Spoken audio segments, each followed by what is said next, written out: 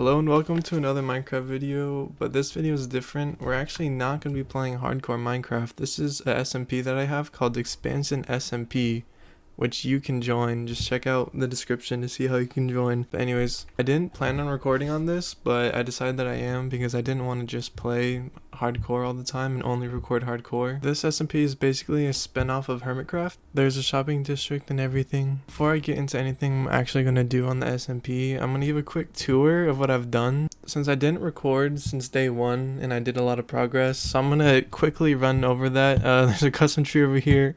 I built a barn for animals. This was my second build after my starter base. I definitely have like a chosen style for my base, which I like a lot. And if you come over here, I have a to-do list to, help keep my plans organized. And in the to-do list, there's a lot of things to do. Some of them I've already done. Some of them I'm probably never going to even do. But I always make it a good habit to try and write down my ideas so I don't forget them. This SMP is on a Bedrock realm. I did it on Bedrock because I feel like most people who play Minecraft can't afford a whole ass PC, so they do play on Bedrock. And the whole point of the server is to kind of give players a Hermitcraft experience that they wouldn't normally get. I feel most people wouldn't even get to experience a world like that. And that's basically my goal, to let people experience that, and basically a place for a bunch of nerds to gather and build stuff and pretend like they're on the Hermitcraft server. As you can tell, that was my main reason for creating the whole SMP. Anyways, here's a little frog enclosure that I built. I got every single frog type in here. That was pretty fun to build. And we have this big ass tree, which is my portal, basically. I thought that was a good idea. We got a little chicken farm for food when I need it, which has 52 freaking cooked chicken in it. I'll take that. Then over here I have an armory where this is basically how I get all my diamond gear. I have a bunch of armor smiths over here so they can trade me diamond armor whenever I want, because most of my diamonds are going into the shopping district anyways. I don't want to have to craft diamond armor in case I die or something like that. And then going upstairs, I have my armor trim collection. I currently have 8 out of 16 of them, or 6 out of 16 of them actually. I have a lot of work to do. My plan is to have every single armor trim displayed. And then up here is an empty room that doesn't have anything in it because I haven't even filled up the first floor of armor trims. But somewhere in the future, I'll finish up that whole project. Over here is my main storage building. Honestly, I haven't used it much. I haven't needed that much extra storage yet. Right now, my starter base is doing an okay job at holding all my items, plus the shulker boxes in my ender chest. At the front here, I have a nice little gothic design, some type of way to break up the regular barn-esque type build. The tower also does a good job of that, but it needed a little something extra.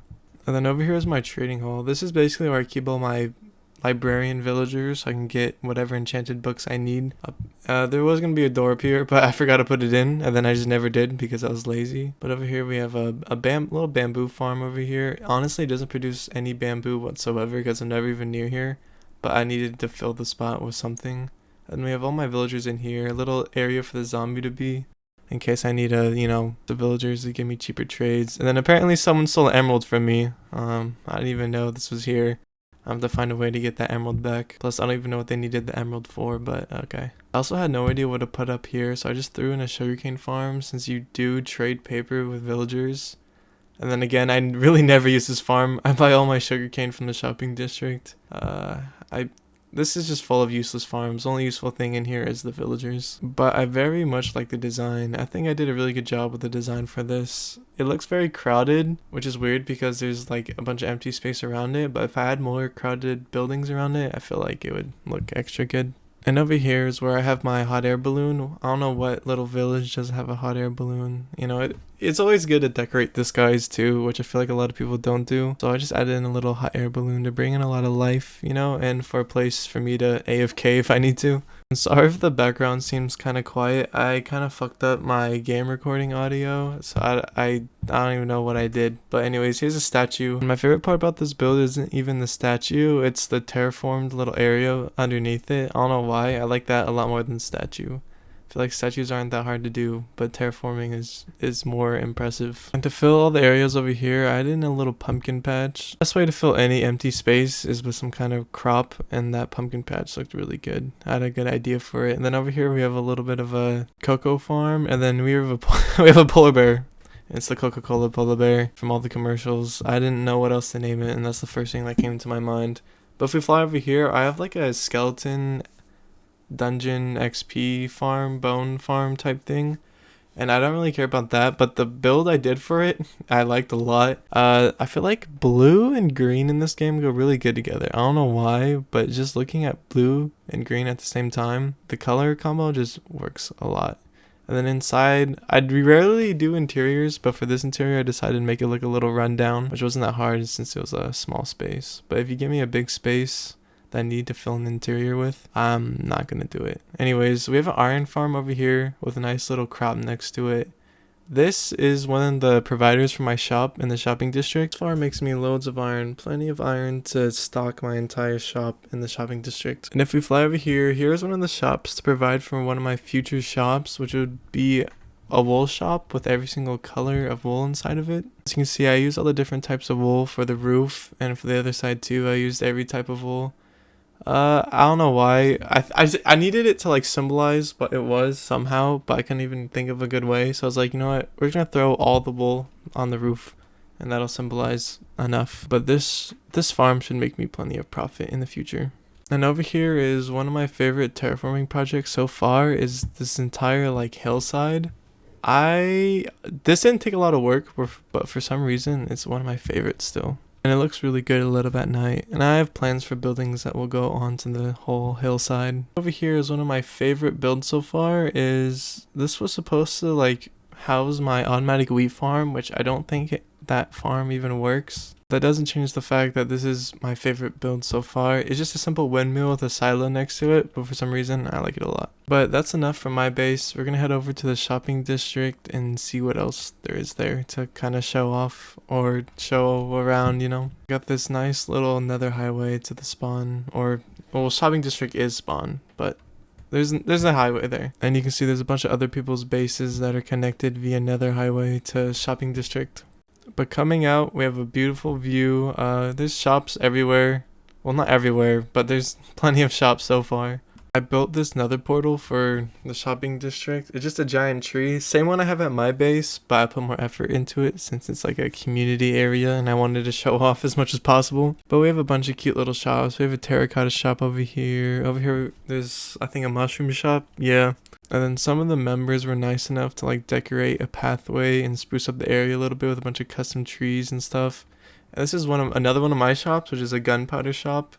And I have a gunpowder farm somewhere, but I'm not going to show it because it's ugly. Maybe in the future I'll record me making a build around it. And then here's another one of my shops, an iron shop, which also made me plenty of diamonds so far. And I already showed you the farm that produced that. And then my third and final shop is this enchanted book shop, which has made me the most diamonds so far.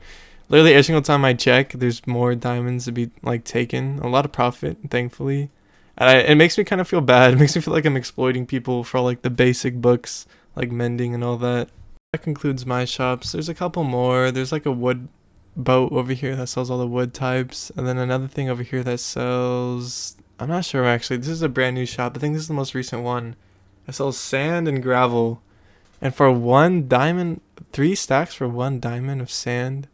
Wait, what the fuck am I even saying? Sell 3 stacks of sand for 1 diamond. Jesus Christ. My brain went dyslexic.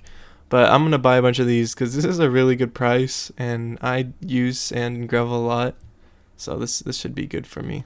Thank you to whoever built this shop. You've provided me with lots of building blocks for the future.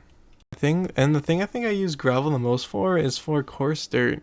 I don't even use it for concrete that much. I use a lot of coarse dirt for like pathways and stuff, so I'm definitely gonna need gravels for a bunch of that. And I see this like cute mushroom thing over here, which I'm guessing is marking someone's future base. Yeah, and the realm is still new and there's a lot of people joining like every day. So I'm pretty sure there's plenty of like places like this all around of like people's little setups, and they have yet to make like a whole starter base. And it really just depends on how much free time you have on your hands. I don't mean to snoop around too much, but I see all these signs, I kind of want to read them. And it just looks like someone's saying hi to their neighbor, which is cute. Can't wait to see all the future bases that'll pop up around here and stuff. Come over here and there's someone actually working on their base, which is pretty cool. As far as I can tell, it looks like they're AFK. They're not reacting to me absolutely just abusing them, so we'll go ahead and leave. And flying over here, we have one of the members building a coliseum. I think they're gonna host like fights and stuff over here. This looks like it's gonna be epic. And it's a good way to bring PvP in like a friendly world that's just for builders. Because I'm sure there's builders that like PvP, but you don't want to go around and just kill people senselessly. By the way, I know the screen looks a little messed up. It's because I play on like an ultra wide monitor, but YouTube's like scale doesn't fit the entire thing, if that makes sense.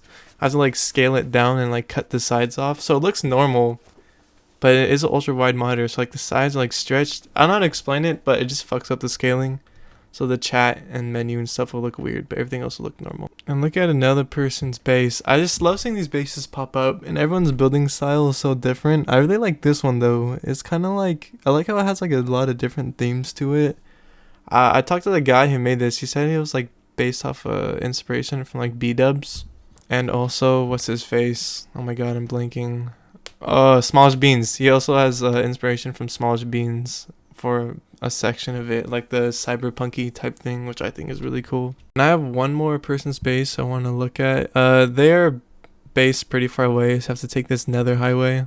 But after many rockets, I finally get there. I only have one rocket left, which is fine. I can get more out of my shulker box. But walking into this person's base, the first thing I noticed, they have a similar style to me, but they definitely make it their own. It's definitely very different. And also, I love this like custom tree thing they have going on over here. I really like making custom trees, but for this, I would never even like imagine to do a custom tree like this. Like, I don't know why. I just like it so much. Like how it just looks warped and messed up, but at the same time looks really good. Makes me realize that I may or may not need to get more creative with my custom tree designs. Definitely nice having competition, but also makes me realize that I need to win.